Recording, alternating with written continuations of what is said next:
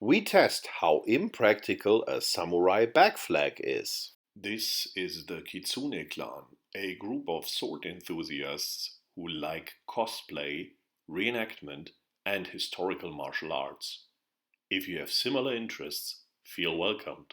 When I look through my fantasy/sci-fi wargaming miniatures, some of them stand out. And some of them stand out on purpose, because they have been equipped with something to make them stand out, a flag carried on their back. And everyone might know, most of us might know, that this refers to a tradition in samurai culture to wear a kind of flag on the back. There are different types of these flag. Antony Cummins had a nice video on describing the different types of them. Here I'm mostly referring to a kind of sashimono, which means a flag for identifying an individual person. And I always wanted to test how impractical these flags are. Because that's the base assumption, right? If you wear something like that on your back, it's somehow slowing you down, it's somehow in the way, it's somehow impractical. And therefore, this video is dedicated to experimenting how strange it is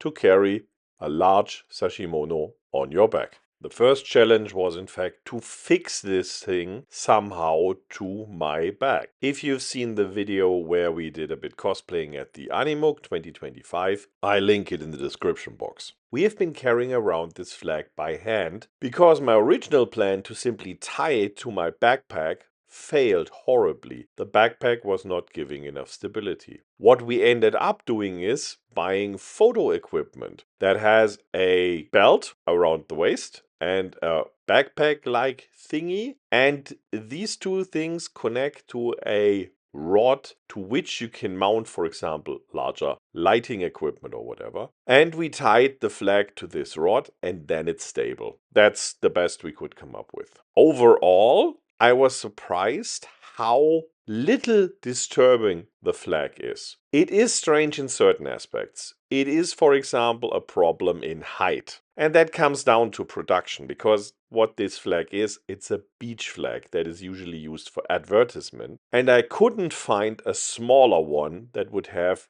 this typical shape. So we were bound to that. And so basically you should have somebody at your side who can watch whether the trees you try to walk under are high enough. Also, if you have to pick something up from the ground, it's a bit tricky, because if you bend forward, the flag comes down and you can guess the problem, right? But otherwise, it was not as much disturbing as I thought it would be, until the wind direction changes. As this is still a beach flag, it has to follow the wind.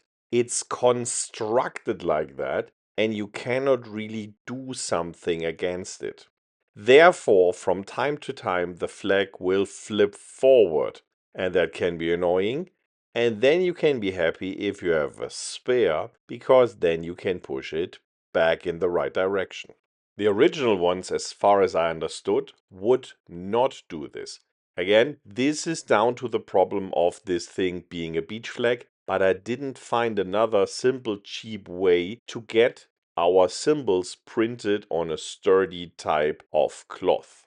Despite this constructional problem, I again can only say I'm surprised how little this bulky thing influences the fighting. I was imagining that the problem of, hey, I cannot turn the weapon around my head, would be something that I often forget, and so I would dang into it. But it was somehow really natural to follow some of the more exaggerated stances in Kenjutsu that bring the sword over the middle of the head and not swing it behind it. So maybe a lot of these very far to the side positions that are not really paralleled in other sword fighting styles are connected to the wearing of a sashimono. I mean, these transitions from Dai Jodan, so the equivalent equivalent to vom Tag, to a kind of kasumi or hasso position where you basically move your hands to the side and by this bring the sword tip over your head to the side and you can swing it. This seems so unnecessary when you don't have something on your back, but with a sashimono, especially these moves could really make sense. Also with the spear, I was expecting much more trouble. There are of course moves that are not so easily performed with a flag on the back. I was, for example, hoping that if I perform a rotation attack, so if I twirl around, that my opponent would be totally deceived by seeing my banner and then I could land a nice attack. You know, the principle of a spinning attack. But it turned out that spinning attacks are as useless with the flag on the back as they are without. But in addition, you also tangle up your flag. And then you need somebody helping you. Of course, there's more stuff that is more difficult with the flag on the back. For example, rolling motions are more tricky. You can also not easily do a cartwheel. No, you cannot do a cartwheel. You cannot do a hand flip or whatever. But you know what? I rarely do that when I'm in armor. I only do things like that if I'm without any of that stuff. So we can see the disadvantages or the costs of wearing such a flag are lower than I anticipated. The question is, how is the other side? What's about the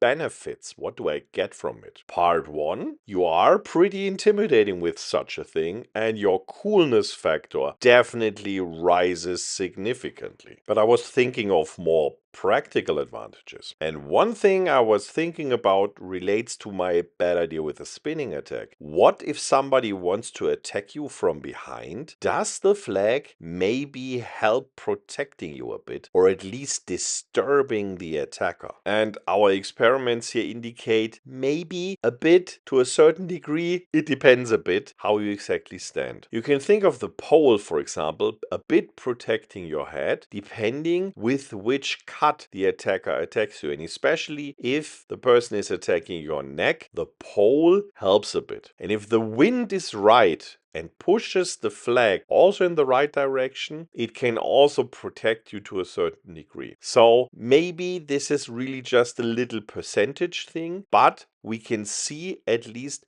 a certain effect as long as the wind is on your side.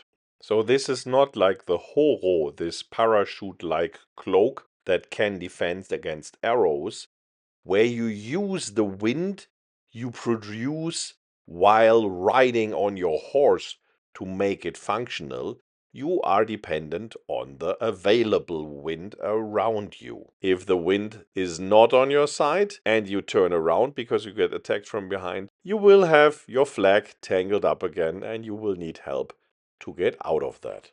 Also, white may have some effect if the attacker is using a sword. If the attacker is using a longer weapon, such a yari, so a spear, the effect is barely present. Still, on a battlefield, you would probably take any advantage you could get, be it of little effect or not. You would still try it because if it increases your survival rate, then you should take it. Like with the horo, the wind issue may be less problematic if you're on horseback. And if we're thinking of the higher ups of the samurai hierarchy riding on horseback, this could definitely make more sense and would have more effect in such a case, because the direction of the flag then is definitely to your favor. In a rare occurrence, we also had a positive effect against the spear. If you go in and deflect the incoming spear, it sometimes was trapped between the pole and the head. Doesn't sound too cool because, you know, head. But if you have moved in, this is not the sharp part of the spear and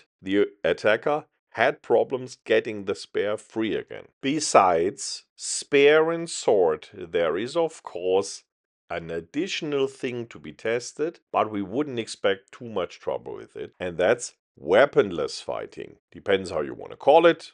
There are traditional terms like kumiuchi. A lot of people would call it jujitsu or taijitsu. It's about weaponless fighting with strikes, with kicks, with armbars, with throws, with chokes or whatever. And while playing around, we did not find any major disadvantage with the flag. Concerning advantages, you could argue it's more tricky to perform a throwing technique if the other person wears a flag. It's also more difficult to perform any type of headlock with a flag or a Nelson or whatever, but most of the positive effect would have been there already with the helmet. So I don't think that this strongly counts in. Still, it is fun to play around also with weaponless techniques while wearing such a cool flag on your back. Now there remains the problem of flag in motion to be tested, but we have a severe lack of available horses, and even if I would have a horse available, that would be pretty useless to me because I cannot ride. So what should I do? If I sit on a normal bike, that will not work out because geometry of bikes, the flag will not be upright. We need something as an alternative. And I went for something where I can stand upright, but I can still roll with a certain speed. And you know what? It works. So the back flag, no problem when in motion, independent of how fast you go. That's the advantage, of course, of this thing being a beach flag. It's also designed for withstanding higher speeds concerning wind speed. Therefore, no problem here. If you like to see me skating, we have other skating videos. I will link something in the description box below. The verdict overall, the back flag is less of a problem than I anticipated, and it may in fact have some